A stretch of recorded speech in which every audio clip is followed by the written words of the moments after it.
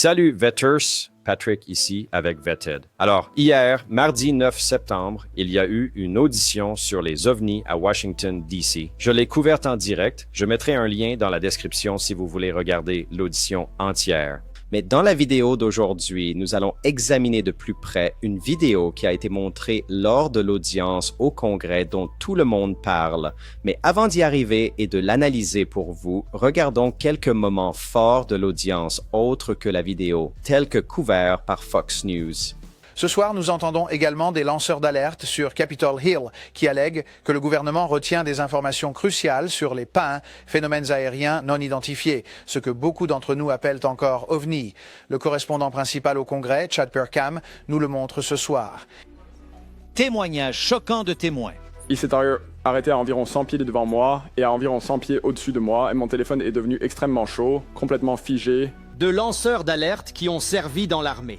Le chaos s'est installé à la radio alors que l'objet approchait rapidement. J'ai entendu mes amis crier. Il vient droit sur nous. Il vient directement vers nous. Les gens exigent des réponses. Sei eu cauxiladier et nous devrions savoir en tant que peuple ce que c'est. L'audience a suffi à convaincre certains législateurs qui étaient autrefois sceptiques. Tu sais, en grandissant, je n'ai jamais vraiment cru aux ovnis ou à tout ça, mais j'admets que je suis devenu un croyant. Le député républicain du Missouri, Eric Burleson, a montré une vidéo alarmante qui lui a été transmise anonymement. Burleson affirme qu'elle montre un drone américain tirant un missile Hellfire sur un UAP au large des côtes du Yémen l'automne dernier. Il pivote d'une certaine manière, et puis il y a ce qui semble être des débris du missile. Le missile est dévié, et ensuite certains morceaux de débris semblent voyager à côté et avec cet objet pendant une période prolongée.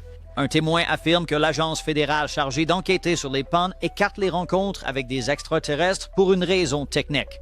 La seule façon de prouver scientifiquement l'existence d'extraterrestres est de se rendre sur cette planète, d'acquérir la technologie, de la ramener et de la comparer à ce que nous avons ici. Les législateurs estiment que les lanceurs d'alerte sont crédibles en raison de leur position. C'est politiquement pratique pour le gouvernement si vous n'étiez pas tous des militaires en costume. Ce serait bien mieux si vous arriviez en camping-car et portiez des chapeaux. Une députée veut des protections spéciales pour les lanceurs d'alerte sur les pannes. La plupart de nos lanceurs d'alerte qui se manifestent, la première chose qui disparaît est leur habilitation de sécurité. L'habilitation de sécurité est leur moyen de subsistance. Les législateurs disent que les États-Unis sont maintenant dans une course spatiale. Ils rivalisent avec la Chine et la Russie pour comprendre les pings en premier. Maintenant, passons à cette vidéo dont tout le monde parle. Maintenant, la plupart des gens parlent de ce qu'il y a dans la vidéo et de ce qui s'est passé. Est-ce qu'elle s'est fragmentée en plusieurs morceaux et est-ce qu'elle a fait ceci et est-ce qu'elle a fait cela? Mais je vais aborder une raison différente pour laquelle la vidéo a été publiée. Juste pour rafraîchir nos mémoires, voici un montage de la vidéo en question et quelques réponses différentes des témoins à propos de cette vidéo, puis je l'analyserai encore plus en détail. Écoutez, je ne saute pas à la conclusion que je crois qu'il y a, vous savez, des extraterrestres venant d'une autre planète, mais je suis ouvert à cela. Et je pense que c'est notre responsabilité, surtout quand nous voyons que nous avons un gouvernement qui bloque activement des informations. L'année dernière, nous avons été bloqués par quelqu'un de l'administration de la Chambre pour recevoir un briefing complet de l'ARO. Donc, pas un élu, mais quelqu'un du personnel nous a bloqués. Et j'en ai assez. Trop, c'est trop. Je veux lancer une vidéo que j'ai reçue. Celle-ci a été prise le 30 octobre 2024. Cette vidéo montre un drone MQ-9 suivant un orbe ou cet objet au large des côtes du Yémen. Vous verrez qu'un autre MQ-9 a lancé un missile Hellfire. Vous ne pouvez pas voir ce drone. Et donc, vous allez... Et je ne vais pas vous l'expliquer. Vous verrez exactement ce que ça fait.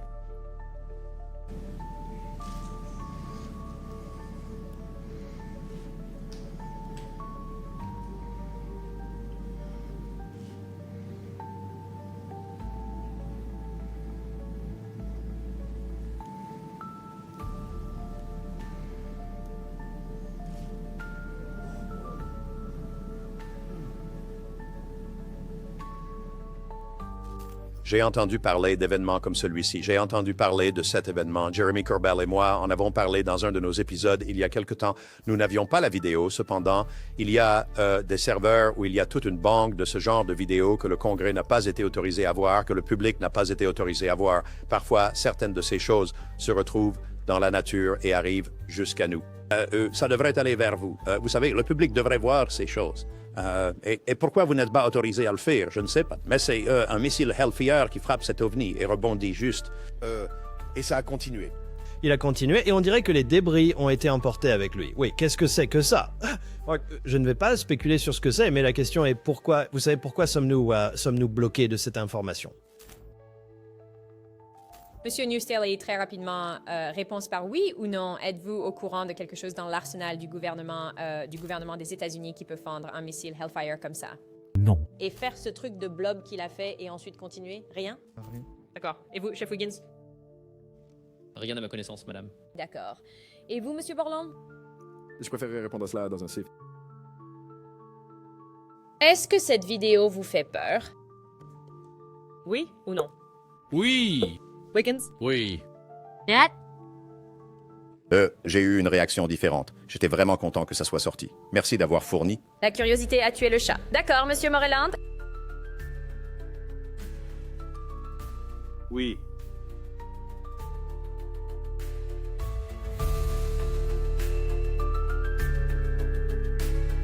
C'est la même chose que tu as faite avec Hall.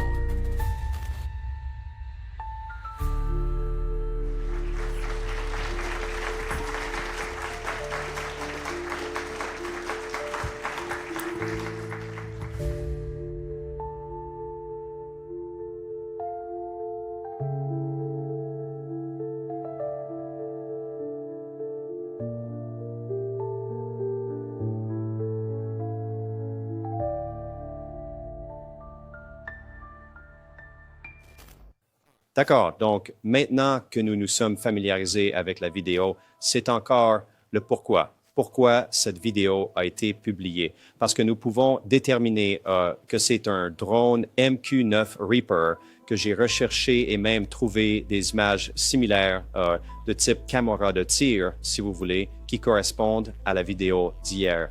À droite, vous verrez les images de la vidéo d'hier montrée lors de l'audience au Congrès, et à gauche, vous verrez une vidéo typique de drone Reaper correspondant exactement avec la signature laser, n'est-ce pas? Donc, essentiellement, c'est ce qu'ils disent, n'est-ce pas? C'est ce qui s'est passé. Un drone Reaper comme celui-ci volait et a tiré sur cet objet dans les airs avec un missile Hellfire. Et ça montre un peu qu'il s'est désintégré. Il l'a touché, a continué. Le missile a continué et a désintégré cet objet et prétendument l'objet continue, n'est-ce pas? Mais c'est ce que nous allons aborder dans cette vidéo. La terminologie utilisée pour présenter cette vidéo particulière et l'histoire autour de la vidéo, car nous la voyons, et peut-être qu'à première vue, cela semble extraordinaire, mais c'est peut-être juste à cause de la façon dont la vidéo a été montée. Parce que, écoutez, Eric Burleson, après l'audience, décrire un peu plus comment il a obtenu la valeur. Et je veux savoir pourquoi cela n'a pas été mentionné pendant l'audience. Oui, c'est une vidéo remarquable. Je l'ai reçue de manière anonyme. Mais ce que c'est, d'une manière que j'ai appris à appeler le dead drop. La vidéo a été dépouillée de toutes les informations. Donc, et c'est pourquoi je dis... Qu'est-ce qu'une boîte morte? Attendez une seconde. Qu'est-ce qu'une boîte morte? Complètement anonymement, s'il n'y a rien pour remonter à la source. Et je n'ai aucune idée de qui me l'a donné. Donc, j'ai décidé que je pouvais soit m'asseoir dessus et essayer de, passer du temps.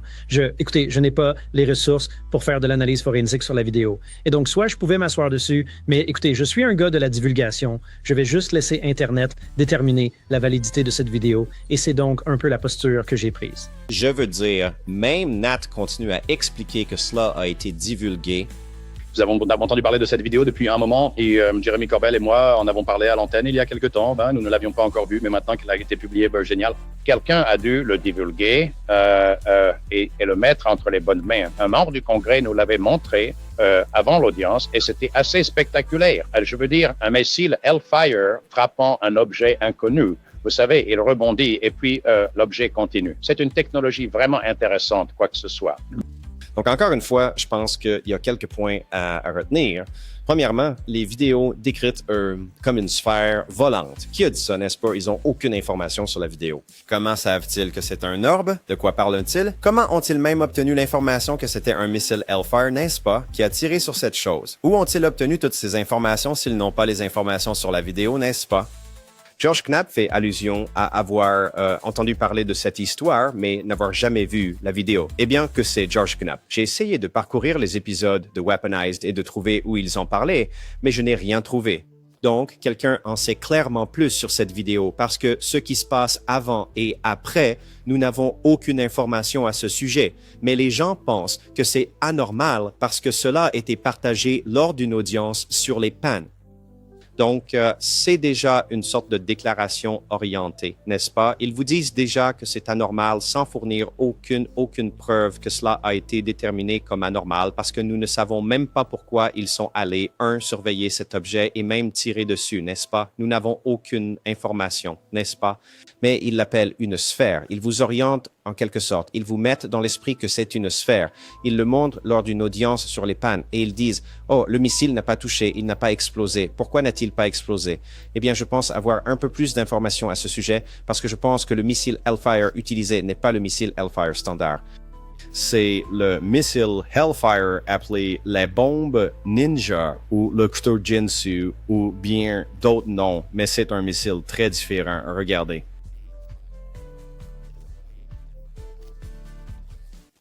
Le film le plus fou qui se transpose dans le monde réel dont j'ai entendu parler est ce missile Hellfire RX-9 modifié. L'avez-vous vu? Non. Ce truc est dingue. Fais les honneurs, Jamie, regardons ça. Alors, est-ce l'un des missiles hypersoniques? Il change de direction. C'est plus précis. Donc, ce qu'ils ont réalisé, c'est que les dommages collatéraux sont un gros problème dans les zones de guerre parce que si vous tuez des gens qui ne sont pas juste la cible, vous galvanisez ce groupe contre votre. Oui, voilà, la bombe ninja secrète de l'Amérique remplie de lames qui déchiquettent les militants vivants. Oh mon Dieu. Donc, il n'y a pas d'explosif à l'avant. Il est déployé en utilisant une plateforme existante, mais au lieu d'avoir une charge explosive, ces L6 épées tranchantes comme des rasoirs sortent de côté et transforment la chair humaine en smoothie. Ouh, c'est une version du missile Hellfire, ce qui signifie qu'il mesure environ 5 pieds de long, environ 100 livres, et ce qui le rend unique est ceci. Vous ne pouvez pas voir les deux à l'arrière, mais il y a 6 lames qui, lorsque cela vole vers la cible, sortent au dernier moment possible, créant une force d'attaque cinétique. Ce que cela signifie, c'est qu'il n'y a pas d'explosion, juste une force énorme traversant une cible. Donc, quelque chose d'aussi grand que cet écran est exposé à l'attaque et rien d'autre autour. C'est une arme très inhabituelle et encore une fois, ils ne veulent pas vraiment en parler en partie parce qu'elle est si inhabituelle et une telle surprise sur le champ de bataille maintenant. Regarde ce que ça fait à une voiture. Oh mon Dieu.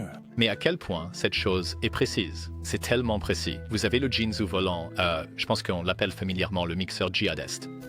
Vous parlez d'une arme qui n'a pas du tout de zone d'explosion. Vous ne pouvez pas appeler cela une bombe. C'est une arme cinétique. C'est un missile cinétique. C'est son but et c'est pourquoi ils disent que si vous l'utilisez dans un endroit civil, vous avez beaucoup moins de chances de toucher quelqu'un d'autre que votre cible parce que, encore une fois, la zone de dégâts est concentrée en un seul point. C'est tellement précis que vous devez savoir quel siège de la voiture Le méchant est là. Le mauvais type est dedans, ouais, parce que si c'était un véhicule assez long, siège avant droit et siège arrière gauche, le siège arrière gauche aura peur, mais ça ira. Expliquez vraiment aux gens en quoi cela diffère des autres missiles Hellfire. La grande différence est celle-ci. Si vous regardez le tir d'un missile Hellfire normal, il décolle et transporte une ogive. Il est guidé vers une cible et lorsqu'il frappe, il va exploser. La zone d'explosion lorsqu'il explose pourrait être potentiellement aussi grande qu'un terrain de football en termes de danger pour les personnes. C'est un gros impact. Et gardez à l'esprit que cette chose se déplace très très vite. Alors, il y avait ce type, supposément l'un des cerveaux derrière le 11 septembre. Ils avaient fait de la surveillance sur ce gars et chaque matin, il sortait et buvait son café sur son balcon.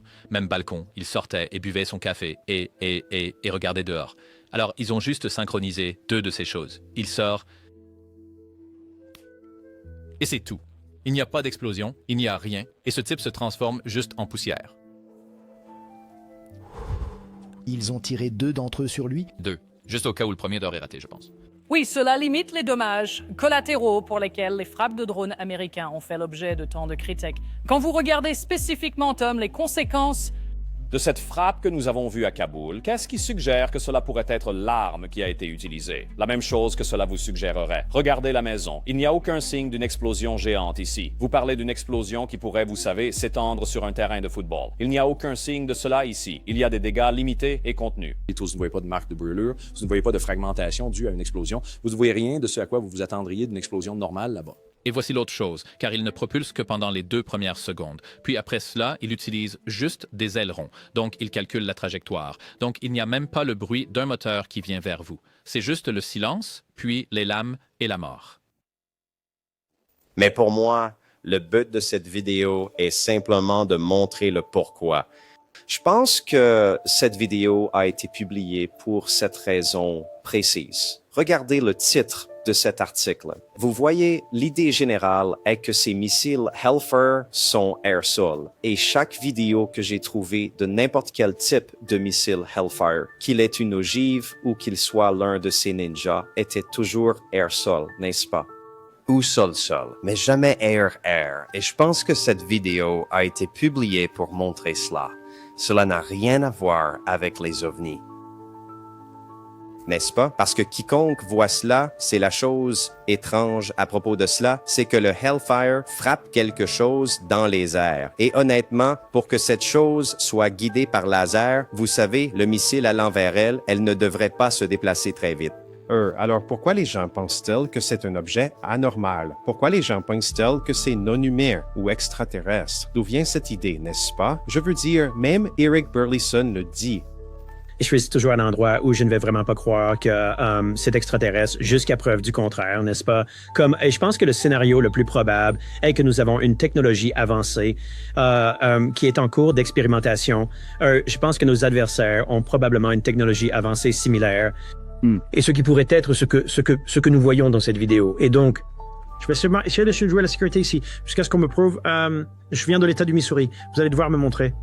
Jusqu'à preuve du contraire, je ne vais pas dire qu'il y a une intelligence non humaine ou des extraterrestres d'une autre planète. Mais c'est remarquable et la vérité est que on investit beaucoup d'argent, de temps, de ressources dans le phénomène UAP et je pense que nous devons aux contribuables américains, aux gens qui possèdent ce gouvernement, des réponses. Et c'est juste après l'audience qu'il dit ces choses, n'est-ce pas?